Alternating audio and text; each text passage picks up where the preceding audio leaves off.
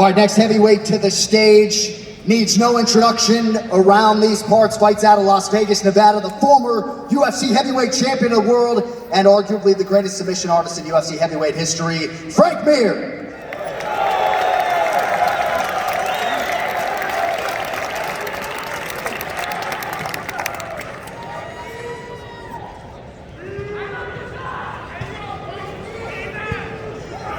All right, next up we will get to the man who is ubiquitously regarded as the greatest UFC heavyweight of all time, the former baddest man on the planet, Stipe Miocic.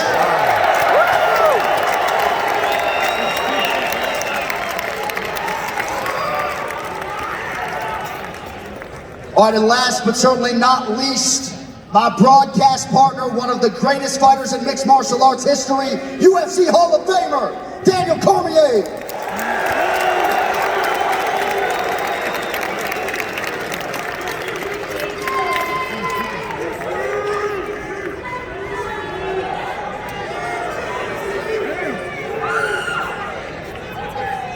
All right, so we do have microphones set up on both sides of the stage. Don't be shy, but as we are filling up those lines, I'm going to start with the hammer, Mark Coleman. Stipe with the early mic drop. Thank you, sir. Mark Coleman, great to have you here. The hammer in the building. How's it feel to be back in Las Vegas in advance of the UFC heavyweight title fight this weekend, my man? Fantastic. I'm excited to be here. The sport just continues to climb. I always love watching the heavyweights go at it. Tomorrow night's going to be off the charts. I'm excited to be here. I'm grateful. All right, Curtis Blades, good to have you here, my man. You've had a lot of big moments here in Las Vegas. The win over Jairzinho Rozenstruik, some others. Your thoughts on being a part of this panel here today? I'm just happy to be here. I wasn't expecting to be up here with all these heavyweight OGs, legends. So I'm just happy to be here. Happy to be able to get a front row seat to watch the fights. Thank you, I appreciate that, bro. And middle of your panel here, Las Vegas' finest, Frank Mir. We don't get to see this guy all that often. It's great to see you, man. Your thoughts on everything that we got going on this weekend? I think, from top to bottom, it's probably some impressive cards I've remembered a long time. I'm super excited about seeing just about every single fight. I can name 10 of them that I'm super excited about. I think it headline. Great to have you here, Frank. And Stipe Miocic. Got a big pop when Stipe walked out tonight. A lot of people thought that you would be competing in this contest against Jon Jones, but ultimately your thoughts on what we got ahead here Saturday night?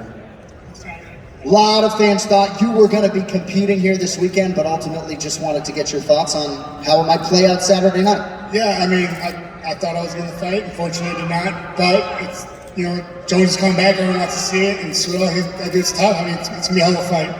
Nice to see you, and then of course we get to the hardest working man in show business, Daniel Cormier. My man, it's been a busy week, an emotional week, obviously. Your thoughts on everything that your week has held to this point? Yeah, it's been a big week, but it's a big week because it's a big fight. You know, Jones is back, and he's fighting the most dangerous opponent he's ever had in his career, so it's exciting, man. This T-Mobile Arena is going to be on fire tomorrow night, and I'm excited to be able to call it. Yeah, we're excited to be in the building. All right, we have some questions. Media and fans, feel free to populate the microphones. I just want to let you guys know we are at capacity at T-Mobile Arena Saturday night. We do not have any tickets, and we also got to save the photo ops for the other side as well, so don't shoot the messenger on that. Mike Bond, take it away. I just want to ask everyone up there for their official prediction for this main event between Jon Jones and Ciryl Gane. Daniel, I assume you can't because you're calling the fight. Let me tell you something, man. It is so good to be able to say that I work and call the fight so I can't pick, so nobody ever gets mad at me anymore. So I keep the fighters off my back, so I will let these guys answer who they think is going to win. I'm going to go with the big wrestler, Jon Jones. I think.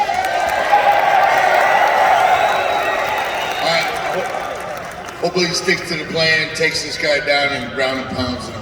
That's what I call it. Curtis, what do you think?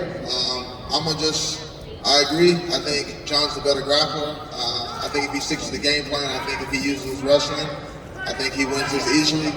But if he goes out there and he wants to strike with Gane, it gives him the opportunity to get knocked out. So it just depends on which game plan he wants to use. If he's smart, he'll use the wrestling. What do you think, Frank Mir? Yeah, I think I'm with everybody else. I'm voting on Jon. I think it's a hard fight for Ciryl to win. If Ciryl was a little taller, I think his speed could pose an issue. But I think that Jon's reach will nullify his speed that he has and footwork. And Jon can kick very well. People forget about that. But striking-wise, I don't think it's going to be an easy night for Ciryl as other people might think. I think on his feet, he's going to have an issue at distance with Jon. He's going to get the shit jabbed out of him, kicked in the head. And then if he tries to close distance, no one knows what it's like to get grabbed by Jon. Jon is an extremely strong, great clinch. I think he throws him on his back and that works. And I mean, Ngannou out-wrestled him. What's Jon going to do to him? Right. Stipe Miocic, you got a hot microphone. Any thoughts on who wins the main event? I don't care who wins, I want winner.